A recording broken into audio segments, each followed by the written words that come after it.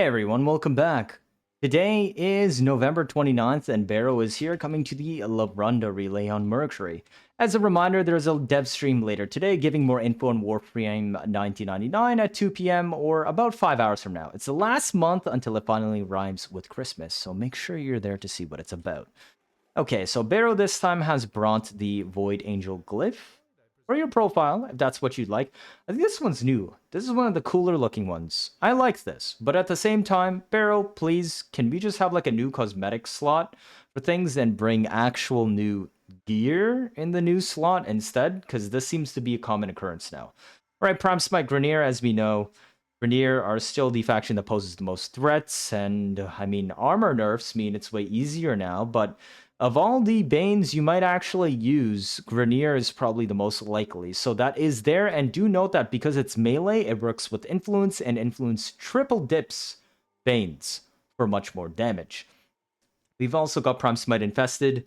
Not that important unless you do Infested Endurance, but yeah, triple dip Banes on an Influence too as well. Prime Continuity, mandatory mod. Do pick this one up. Used in many builds. The main alternative is Archon Continuity. If you haven't been able to wait, and you can pick that up too from what is it? Who do you got to talk to? Is it Clem or whatnot? But it's the post New Wars shop. Just do keep in mind that Archon Continuity is 16 costs instead of 14. So you're going to be burning a little bit of extra capacity. Prisma Gorgon. Okay, this one. This is an okay weapon. It's the main one that you would use if you put it with the Incarnon adapter. However, the Prisma Gorgon's Incarnon is not fantastic. It's very fun, and it's still good. I would mainly say pick this one up either for MR because you don't have it yet, or because you just want a cool looking gun that's can be pretty enjoyable to use in its Incarnon mode, but don't expect this to be the next cream of the crop batch for Incarnons.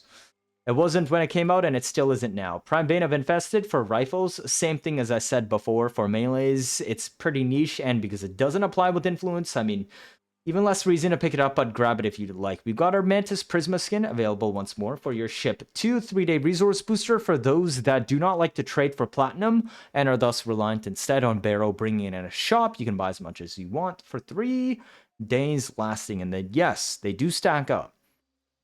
Sonic Core Elixir skin. We've got the Ceremonial series coming back once more. Honestly, all I can really say is it looks cool. It's really nice for capture, but beyond that, I mean, it's like all other Elixir skins. I don't think you really need me to comment on it that much these days.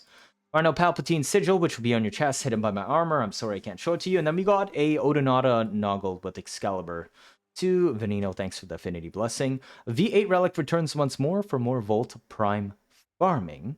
And we also got the Lex that you can pick up from here too.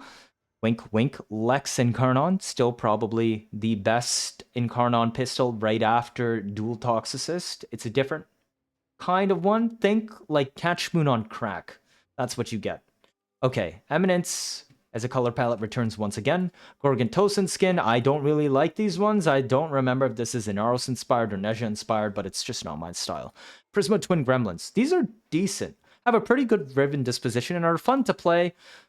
But they are just akimbo machine gun pistols, so your mileage may vary, but I do think they're fun little tools. Okay, we've got Dirga Desert Camo Skin, if you'd like that for your pet. I mean, not much else to say there. The Mod Drop Booster. This one is big, because one, Endos from Endo Farm is considered a mod drop, so this lets you get more Endo farmed. But of course, this also applies to arcane drops from Thrax in Void Cascade, just like content where Thrax spawn in general, where they can drop arcanes. So normally people would stock up on this, and if you're looking forwards to farming a lot of Cascade in the future, do consider buying a bunch of these. We also have our Deimos Jugulis Prex poster. It's another collectible card you can put in your Orbiter and your dojo. We got our Sima Luxem ornament. Nothing special going on here.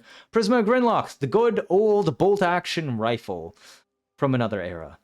Adds good stats, but at the end of the day, it's just a slow-firing DMR, so yeah, doesn't really do great status because slow-firing, but you can make it do a couple of things here and there with Galvanize. Mainly just a budget precision-killing weapon, but it does sound fun to shoot, and it looks cool in color as well, if that's up your alley. Okay, so we've also got the entire Mulciber's armor set collection if you'd like those. I've always liked the shoulder plates. The knee plates I'm a bit iffier on.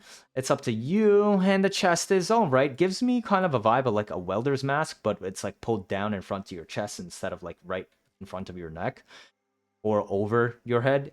Gyre Immortal Skin is another one of the ones that doesn't fully obey the original texture mapping, but I would say it's a little bit better than the other Immortal Skins. Then again, we still have her Deluxe and whatnot, so it's up to you and whether or not you'd like to pick this one up. We also have Primed Convulsion. Yeah, electric grouping builds. What more is there to say? Plus raw corrosive damage builds. And then you also, if you for some reason want to build raw magnetic damage, then this is also good for that. Prime Redirection. The main selling point for this is Harrow and Hildren. Now, if you want to play with Hildren's Aegis Gale Augment, which is entirely busted and turns her into a true Apache helicopter that destroys everything, you really, really, really, really will want this because it makes the build a lot more comfortable to use by giving her a bigger energy bar. We have a Katir Straight Sandana that's also available once more. It works a little bit like that, but yeah, Katir's got it there. And if you want to look weird on your Drifter, then, I mean, a head that's way too big for you is available, courtesy of Duviri. Cookie Kavat Glyph, that's Christmas inspired. We didn't even get anything for Thanksgiving related here. I mean, I know it's American and DE is Canadian, but hey, they could have brought that back instead of Christmas.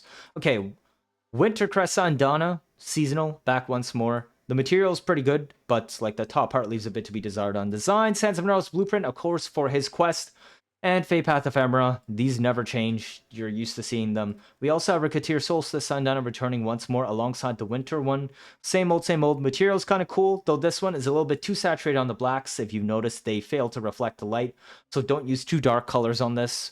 And the bulky part of it, well, I don't know. It's up to you. I'm not too fond of it. All right, that's what Baro brought for this week on November 29th. That's quite the inventory this time. I think we've been yapping like a lot. Otherwise, as a reminder, I said earlier that the dev stream is going to be later today at 2 p.m., which is about 5 hours from the moment when this video drops. You definitely want to be there. There's a Tau Forged Archon shard that you will get as Twitch drops from the official Warframe channel, plus our sneak peek finally at what Warframe 1999 is going to be. It's the last update we're getting until the content is here with Christmas, so you won't want to miss that. Otherwise, as I always say, like and subscribe goes a long way helping us out on the channel. Appreciate all of you. I'll see you all then, or, well, actually, I might be out touching grass, unfortunately. But thank you all for tuning into this video, and, well, I'll see you all next time.